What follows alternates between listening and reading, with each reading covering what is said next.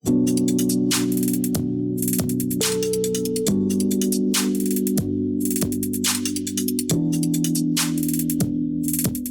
going on, everybody? Welcome to another episode of the 300zx track car build, aka the Year of the Z, episode 4.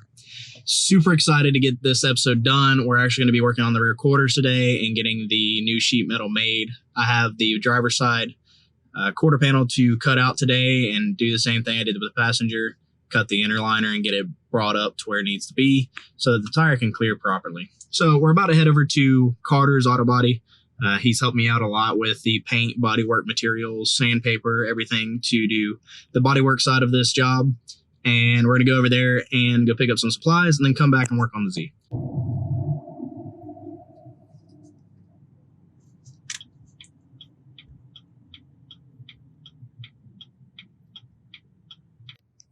And we're here. Let's go grab some supplies. And just like that, we're back.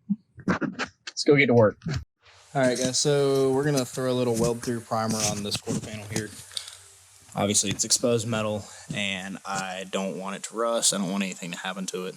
And we are going to be welding to it in the future whenever we put the new panel in right here, the new fender flare, which we'll also be getting to today. So what we're going to be using is this stuff. This is weld-through primer. It's a black E-coat, but you can still weld to the metal even after you apply it. So it's great for whenever you're not quite finished with the metal work, but you still want to put a coating down, or like in this case, we're going to be priming this area because we don't know exactly where we're going to be attaching the over fender or the fender flare to. So it's better than putting down regular primer and then burning through it, and then you got a rust spot, and it snowballs from there. So we're going to be applying this stuff right here. I'm not worried about the paint just because it's going to get sanded down and everything else, so I'm not really protecting that. I am, however, protecting my wheel so that we can protect those nice mirrors and keep everything nice and fresh.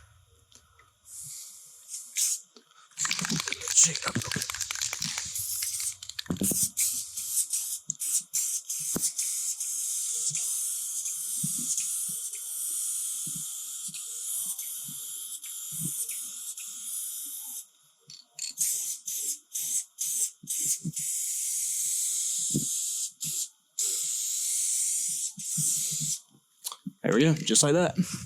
All right, so today's project includes getting this fender to match the other fender. Probably going to do the over fender today as well, the fender flare. And we're gonna weld up this guy too, rear wiper delete. But I saved the piece from the other side so you can match it. You can see that nice pearl. Oh my gosh, Alicia, I can't wait to see the car back in that color. So anyways, I made a template off camera. Out of paper so that I can tape it on this side and we can match it so that I'm not cutting off more than I need to or having to do complicated measurements and just trying to make life easier. So we're going to throw it up here. Obviously, this is going to be a little more complicated because we do have a fuel door here, but I think we'll probably end up being okay. And I'll get some tape and I'll tape it up real quick and then I'll show you guys.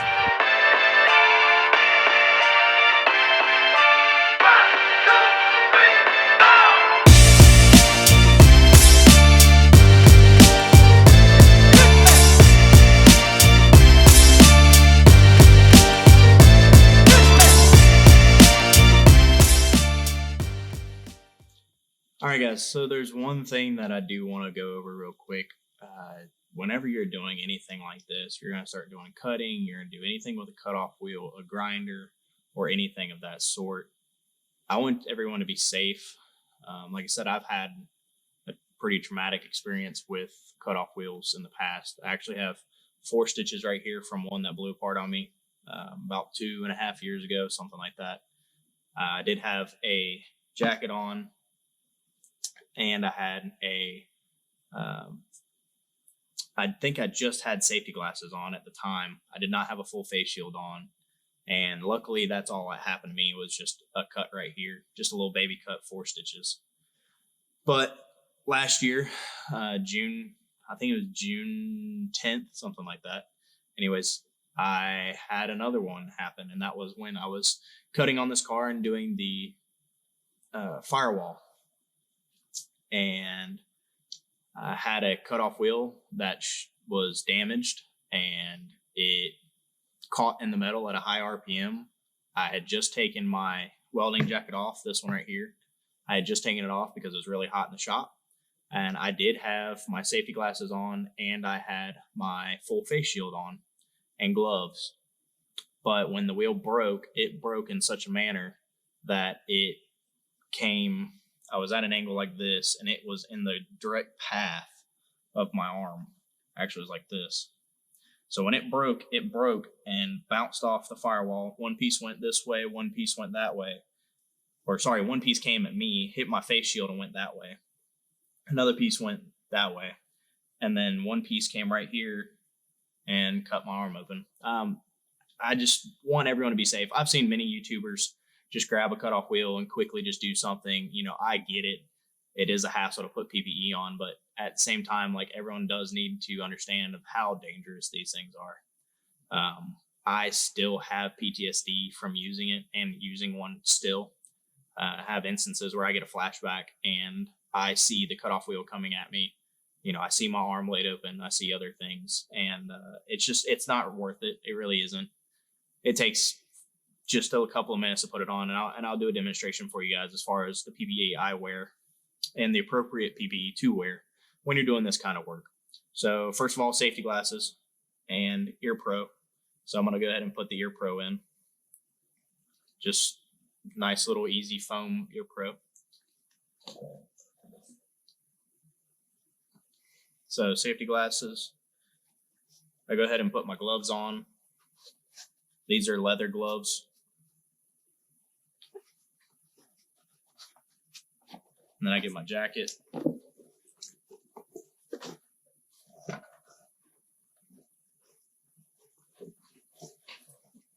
Put my jacket on.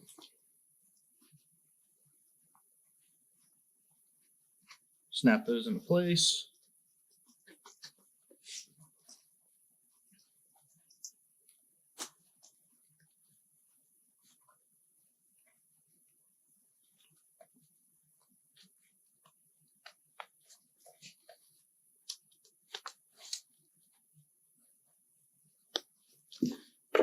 And then I put this guy on, like so. And always check your wheel. Since then, I caught it on video. I will probably put the video in right after this to just show you guys. But I always inspect my wheel to make sure that it doesn't have any cracks or any kind of damage. This is a brand new wheel. I just put it on. And I'm careful whenever I set this thing down to put it on the guard side down, like that, if you can see that, this side down, so I don't damage this wheel or frag it or, you know, break it in any way, shape, or form, because it does matter. And I just want everyone to be safe. So if you can take anything away from this video, even if you don't even watch the rest of the video, you know, just take this away from it and just be safe when you're doing this kind of stuff, because it's not worth losing your life over. I got extremely, extremely lucky that I didn't hit any of my tendons or I didn't hit any of my arteries. But the doctor says I was millimeters from both. So I, again, was extremely lucky, but, you know, the next person might not be. And you've seen them on TikTok, and you've seen them on Instagram, the horror stories of, you know, them going through face shields and stuff like that. And it can happen. And I want everyone to be safe. If you're going to be doing this kind of work, you know, please, please, please wear your PPE so that no one else gets hurt doing this.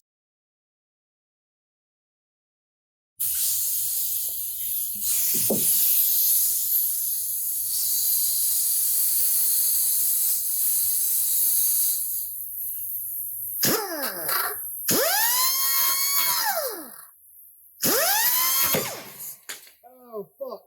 Oh. All right, guys. 3, 2, 1. All right. There we go, guys. Piece is done. It's cut out. I ended up being a little more careful, and I notched this section out with the cutoff wheel and notched this out with the cutoff wheel, throwing the sparks away from the gas fill tank, you know, just the gas door in general.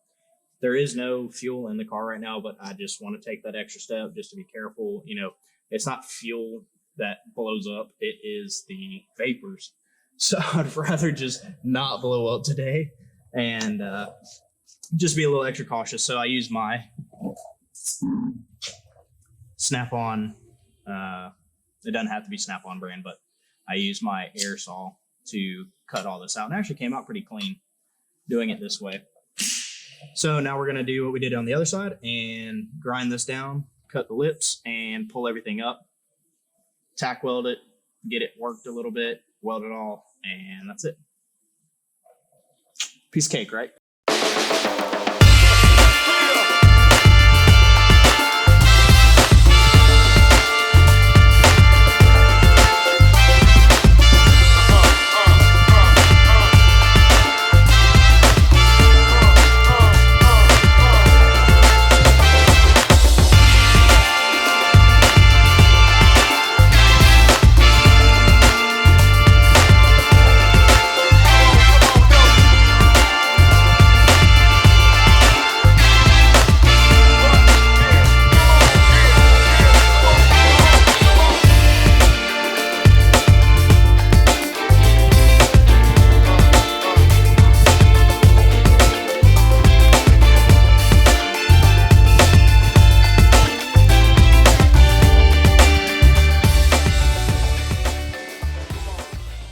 All right, guys, so here we go. All nice and shiny and cleaned up. Check this fitment out. Yeah, now that's going to be good. Super nice and slick.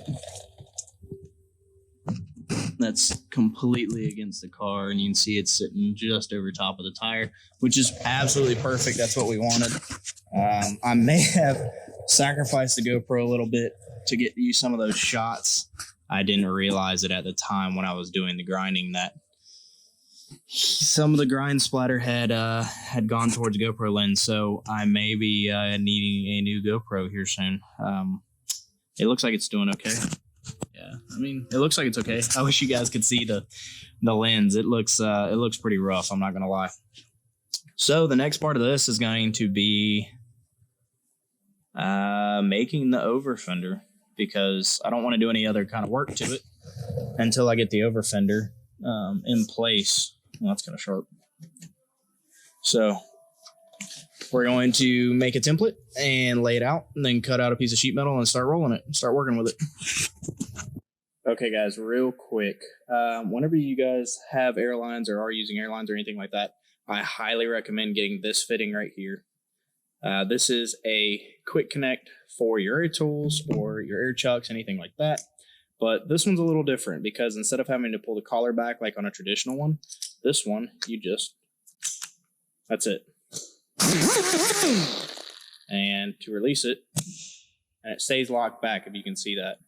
So that collar right there, whenever it goes in, goes forward. And when you're done with it, there you go. That little lip right there. So it stays locked back, so whenever you need to quick change a tool or anything like that, you just click it in there, you're good to go. All right, guys, so we're gonna work on the template. Here we go.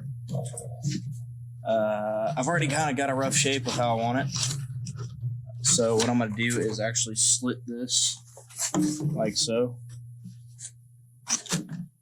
Smaller the slits, the more you can move it and bend it and get it kind of the shape that you want it. Kind of going just kind of sporadic with these. It really doesn't matter all that much.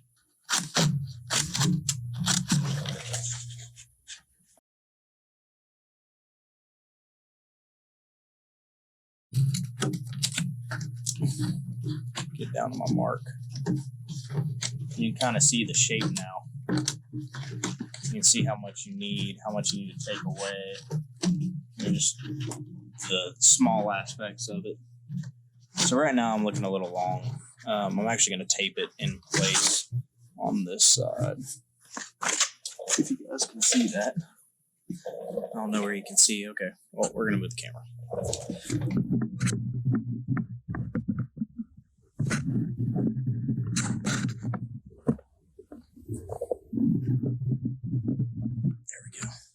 This is on that rig that my father got me. So beneficial. It's so amazing.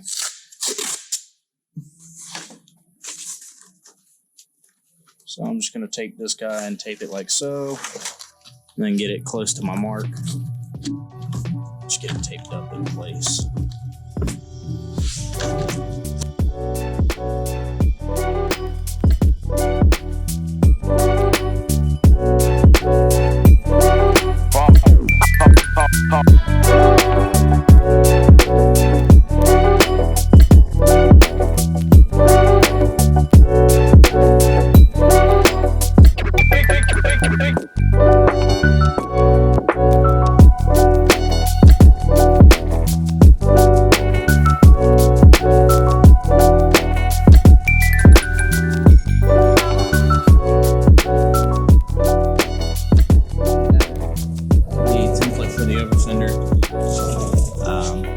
Like I said, it's just out of paper. It's not perfect by any means, but you can see, take this off now. You can see by where the wheel sits, it's just right. It might be just a little too far out, but I can adjust that. But we have plenty of room now. I mean, it's crazy now how much room we have, and it'll be great for whenever the car goes under compression, because then we'll have plenty of room to not scrub. So I'm going to take some notes, take the Sharpie and go over it and make my marks for this side, and keep this piece, because this piece is going to be one piece, and then the inner liner is going to be another piece, just a little strip about that wide, to then connect it to the inner fender. I don't want to chance doing this and trying to do it in one piece and then having to restart it all over again, because it is a lot of work. I mean, there's a lot of time into doing this kind of stuff. So we'll pull it off the car and I'll get it traced out on the sheet metal and we'll go from there.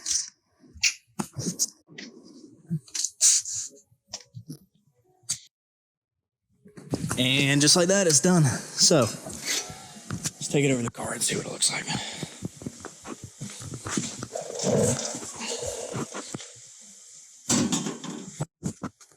All right. Something to work with. Ooh, I did not get that angle right, but I think it'll change whenever I start rolling it. All right, let's start rolling it, see what we get. I'm so sorry, guys. I got rolling and went ahead and started on it. So what I did was I took a Sharpie and I took my fingers, and depending on how many fingers you use is kind of like your line. I don't know how to describe it. So basically what I got taught when I was in NASCAR Tech and Fab's shop side of things is to lock your fingers in place. So if I take this Sharpie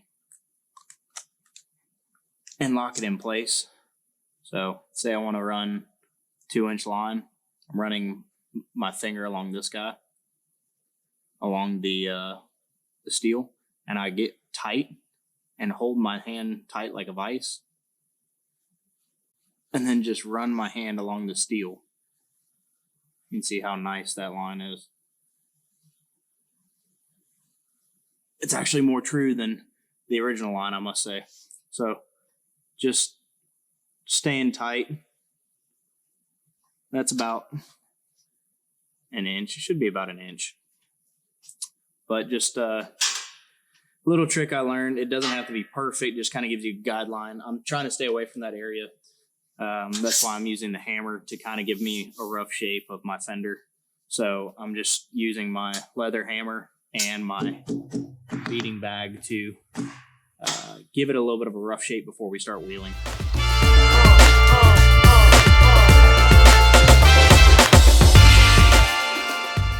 So you can see now it's got some shape to it. We'll throw it on the English wheel and start rolling it, see what we can get. All right, guys, so I got it on here. I've got my curved wheel on here. I've already cleaned up the wheel a little bit, but I'm just gonna start real nice and slow. And so you want to follow the curve of the shape that you're trying to make. Very light pressure to then start forming this over fender. Watch your fingers. You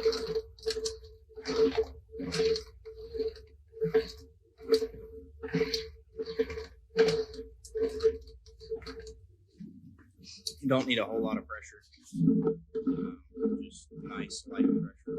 And just start working the middle. You start to see it just clean up. The dimples will start coming out. We'll catch you guys here in a second. I'll speed this up for you so it's not so intensive.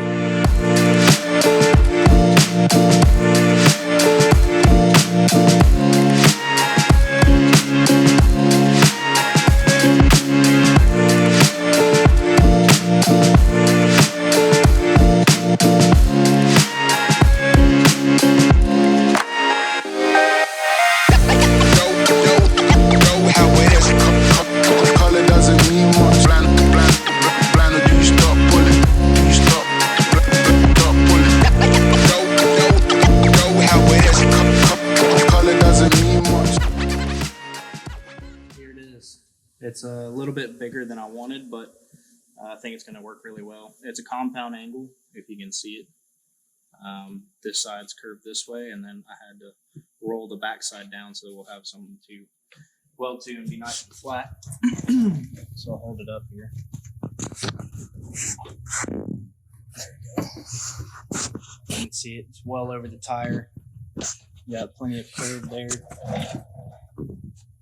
It matches the body line pretty well.